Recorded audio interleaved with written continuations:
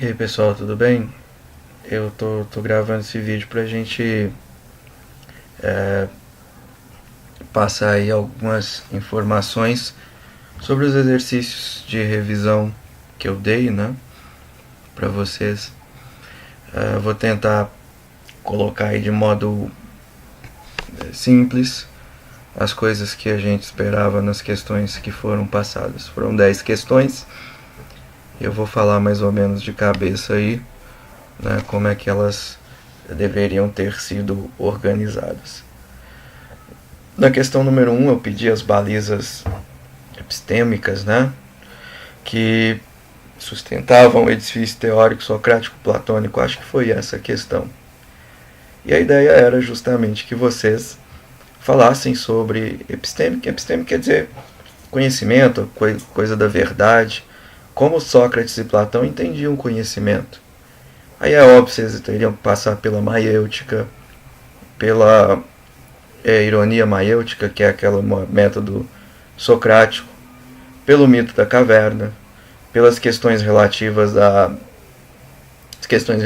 ao conhecimento idealista, né, de que tem um mundo das ideias fora do nosso mundo, de que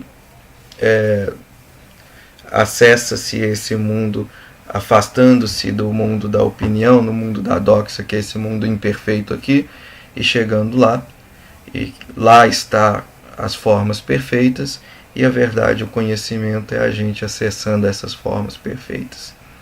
Isso aí dava mais ou menos nessa direção. Na número 2 eu pedi uma informação sobre o helenismo.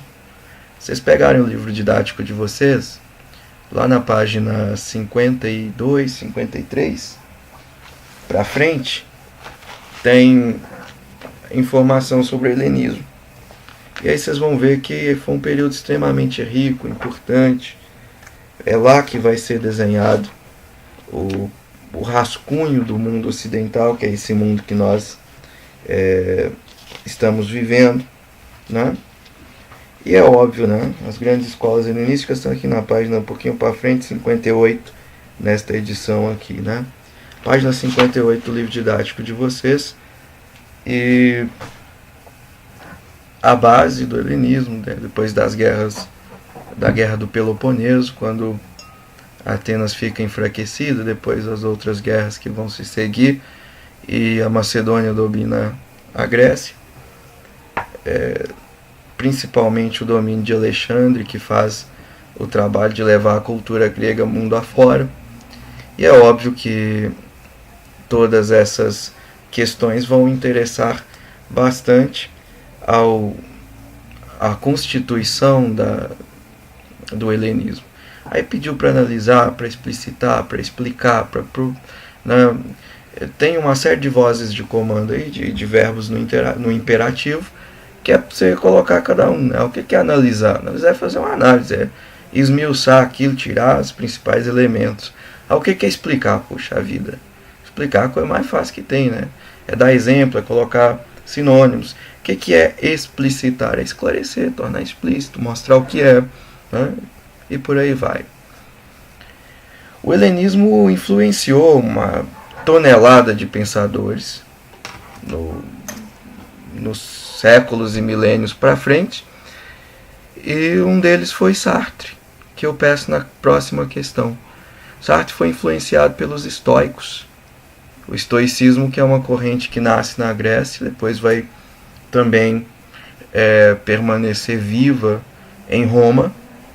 E o estoicismo falava muito da liberdade como disposição interior, não mais a liberdade como esse sentimento, esta ação no mundo, mas com esse sentimento diante do mundo.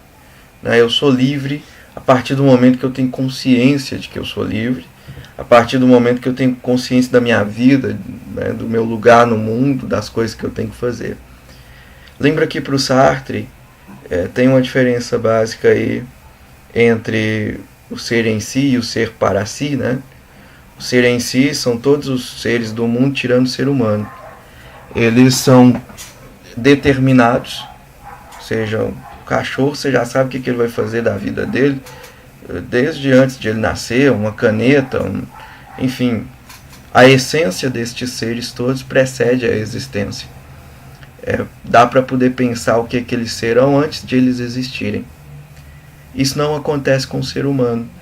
O ser humano ele tem um jeito de ser que só dá para a gente saber o que ele é, o que vai ser, enquanto ele estiver existindo. E se ele só vai ser alguma coisa existindo, o que definirá a essência dele vai ser a sua própria existência. Por isso, o Sartre vai dizer que o ser humano é totalmente livre, porque a essência dele quem faz é ele mesmo. A liberdade do Sartre, para o Sartre, é absoluta no sentido inicial, porque você pode fazer qualquer coisa.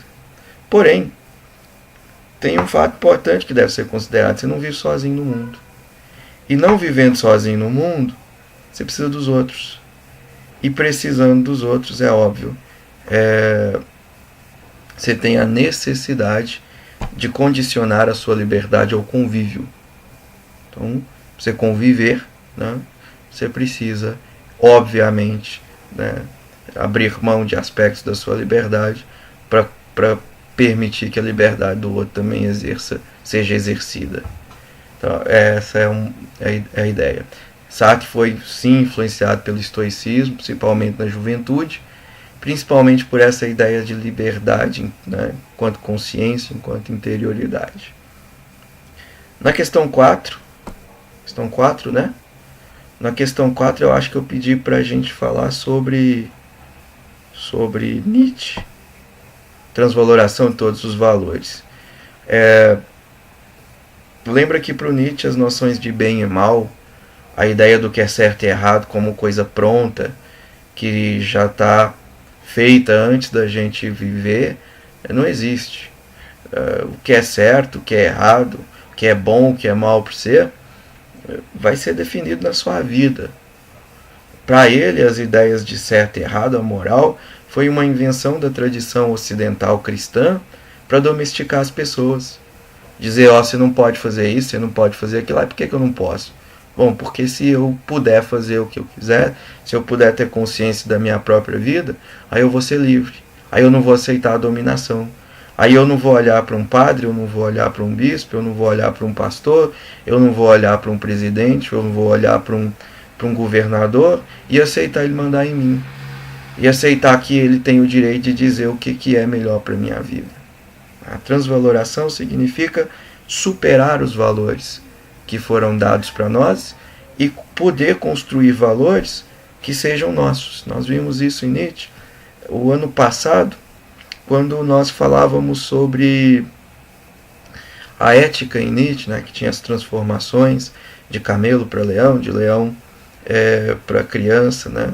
Não sei se vocês se lembram. E basicamente era isso.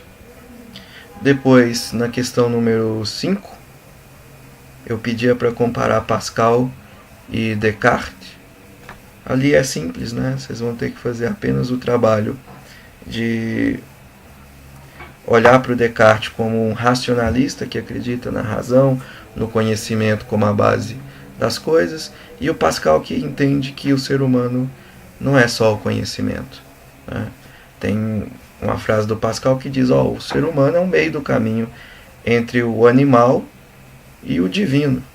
O que é o divino? O anjo, o Deus, é a razão, é a capacidade de entender as coisas. E o que é o animal? São os instintos. Nós temos as duas coisas. E por isso que nós somos tão deslocados no mundo. Porque nós somos, em parte, bichos e, em parte, anjos, né?